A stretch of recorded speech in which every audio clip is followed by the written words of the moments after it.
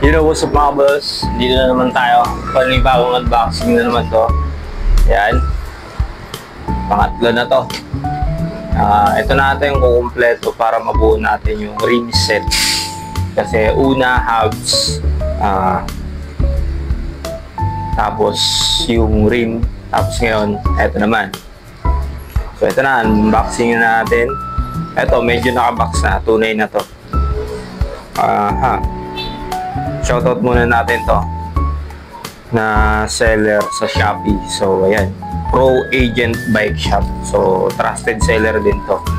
So kung mapapansin nyo mga kabulols, iba-iba yung seller na pinagkukuhanan ko kasi halos lahat naman sila merong parts na kompleto na. Pero iba-iba yung ratings ng mga binibenta nila. Siguro meron silang mga advantage and disadvantages. So, doon ako palagi sa advantage. Yun nga, reviews, price, and voucher. Doon ako nagbabase. Kaya, iba-ibang seller yung kinukuhanan ko. So, ganun ako mag-order. So, ganun lang. Check, check, check. So, ayan. Buksan na natin. Saan ba ito? Hanggat maaari talagang makakausap mo si seller para masabihan mo din. Kumbaga, kahit maganda na yung customer service nila, mas ni-improve pa nila. Kasi nire-remind mo sila. Kaya maganda na nakakausap mo yung seller mismo. Hindi yung auto-reply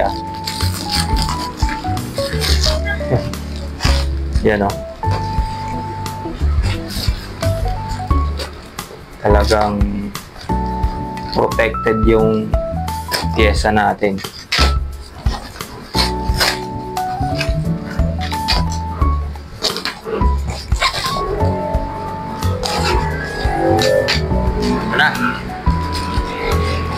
Right. Yan.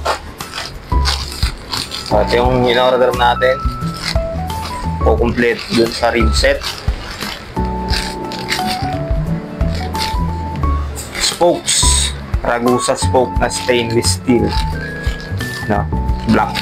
So, para sa 27.5 yung spokes na in-order natin. Meron na ako dyang, kaya di na ako bumili ng 29 pang 29er kasi meron na ako dyan noon pa.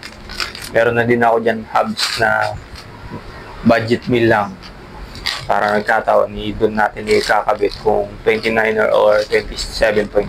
Kasi ito pa yung kasama niya, tubes, inner tubes, submit, Presta bulb to, pang 27.5 tsaka pang 29er.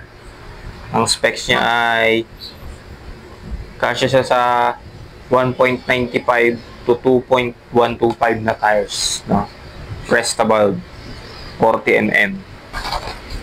So, yung isa 27.5 at yung isa naman 29, pang 29er. Bakit ganon? Kasi set up ko si walang hamon na siya, ang tawag doon, mallet setup. So, 27.5 sa likod, 29er sa harap. So, ayun. Yan lang mga boss, dumating na. All goods yung items, walang problema. Kahit ganito lang, maganda yung balot, diba? Kung gusto nyo makabili ng mga ganitong pyesa or item, so nasa comment section lang yung link, and then nandiyan na rin sa baba ng screen. Click nyo na lang yung link, and thank you sa panonood. Peace out. Hey!